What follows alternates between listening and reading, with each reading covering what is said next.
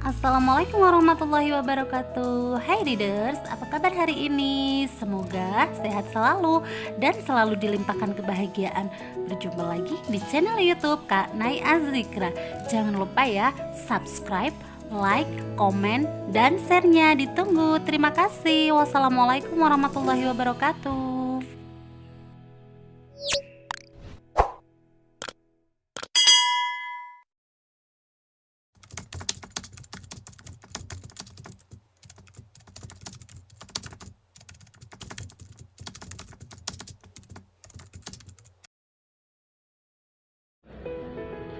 Selamat siang, Assalamualaikum warahmatullahi wabarakatuh.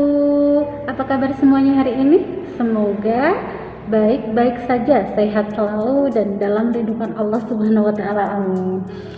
Oke, pada kali ini saya akan memperkenalkan diri saya sebagai author dari cerita nafkah 15.000 ya. Kemudian ada juga beberapa tips kepenulisan yang akan saya share di video kali ini.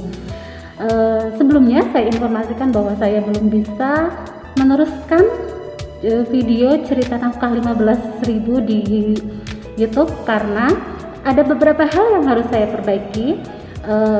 Ada beberapa video yang harus dihapus dan diedit, dan itu pastinya tidak memerlukan waktu yang lama ya. Saya belum bisa mengupload karena konten saya masih diklaim sebagai konten berulang. Oleh karenanya hari ini saya akan memperkenalkan diri dalam rangka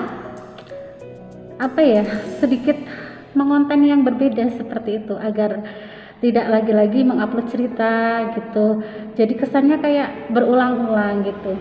Dan yang kedua, saya juga ingin mengklarifikasi bahwasanya barangkali hal ini menjadi sebuah semacam kecurigaan ya, karena kan memang banyak penulis yang mengalami seperti saya, videonya konten berulang gitu.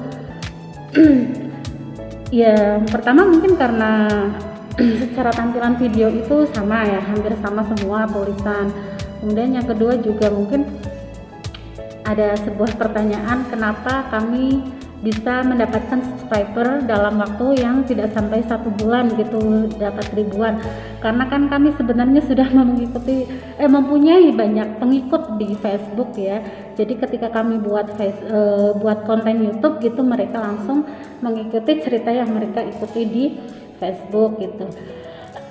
Kemudian mulai dari sekarang ya, saya tidak hanya akan membuat cerita di sini, tetapi juga saya akan berbagi pengalaman saya dalam menulis ya, trik-trik yang saya gunakan gitu, berbagi pengalaman intinya lah. Kalau menggurui tidak ya, karena saya juga baru di literasi, jadi hanya sedikit berbagi pengalaman saja berkaitan dengan beberapa pertanyaan dari teman penulis juga readers.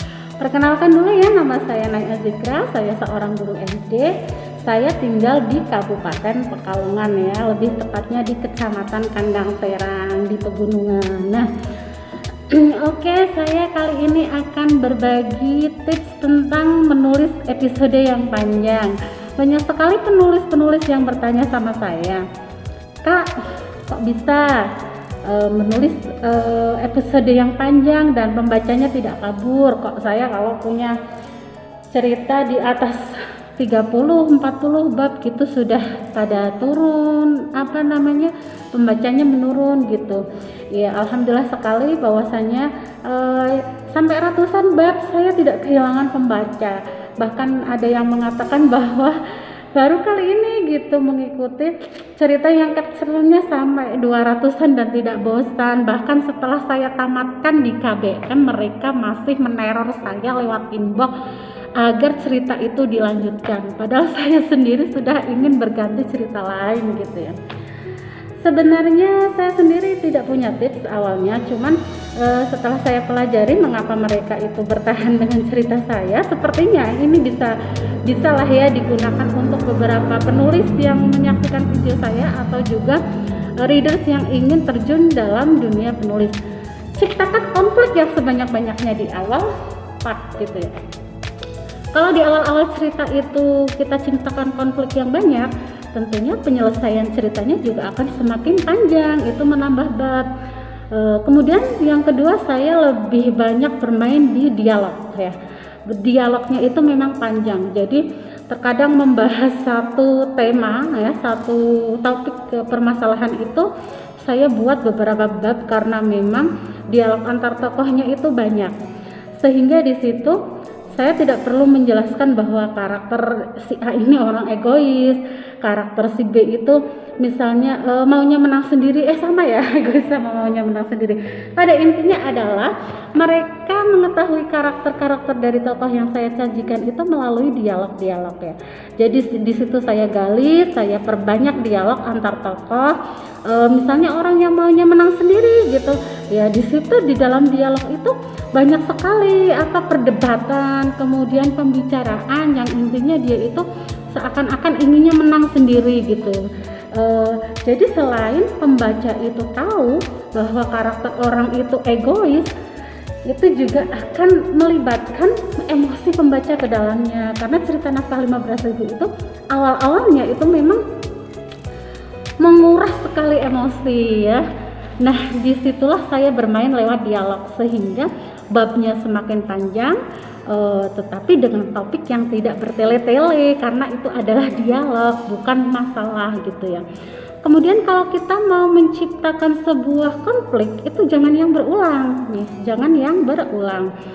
Oke, setiap season saya itu saya tidak pernah membahas atau menampilkan sebuah cerita dengan konflik yang sama. Seperti contoh, saya pernah membaca cerita yang season 1 itu booming sekali, kemudian dia berhenti ingin melanjutkan di season 2 gitu dengan konflik yang sama tentang tema pelakor. Itu akan membuat pembaca bosan. Jadi dalam cerita Nafkah 15.000 itu step by step ya, masalahnya Nia dengan Agam selesai, kemudian berganti kemudian kehidupannya Agam yang bagaimana gitu ya. Ketika saya memberikan karma juga tidak secara langsung dia sakit atau ketabrak mobil atau tiba-tiba dia mengalami sebuah kehidupan yang sengsara, itu tidak, jadi natural. Makanya banyak yang mengatakan bahwasanya tidak bosan membaca cerita ini karena memang konfliknya natural. Karena saya sendiri adalah basicnya orang kampung ya, orang desa, jadi memang segala sesuatu saya buat itu seperti natural gitu, mengadaptasi dari kehidupan saya sehari-hari ya. Misalnya kayak Agam itu yang menderita, itu penderitaannya itu dimulai dari apa, lagi-lagi memang saya lebih banyak memainkan itu dalam dialog. Oleh karena itu babnya panjang, tetapi alhamdulillah pembacanya tidak merasa bosan ya. Ingat, jangan ciptakan konflik yang banyak, tetapi dengan yang berbeda. Jadi di situ antara cerita Nia dan Agam ya, Nia yang dibodohi masalah gaji, kemudian Agam yang lebih suka memberikan gajinya kepada orang tuanya untuk membahagiakan saudara-saudaranya, dan itu memang banyak terjadi di kehidupan kita. Oleh karena itu memang ketika kita mengambil cerita dengan tema yang sehari-hari terjadi itu memang lebih enak mengeksplor ya menurut saya ya, karena memang itu nyata. Jadi banyak sekali komentar yang itu seperti kehidupan aku, itu seperti kehidupan kakak aku gitu ya.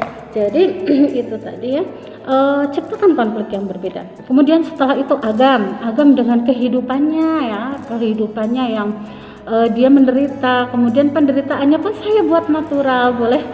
Boleh dibaca ya untuk teman penulis bagaimana saya membuat konflik itu natural. Memang saya mengadaptasi dari kehidupan masyarakat di tempat saya sehari-hari ya, kehidupan teman-teman saya yang umumnya rata-rata guru gitu. Oke, itu saja sementara ya yang dapat saya sampaikan untuk tips menulis episode panjang dan menggali tokoh-tokoh di dalam cerita. Lain kali akan saya share lagi pengalaman saya menulis yang lain. Dan insya Allah setelah masalah konten berulang saya sudah clear, pasti saya upload setiap hari. Saya sendiri juga merasa tidak enak itu sama pembaca yang menunggu lama, tapi mau bagaimana lagi, memang karena saya mengalami kendala itu. Saya mohon doanya ya agar segera bisa diselesaikan.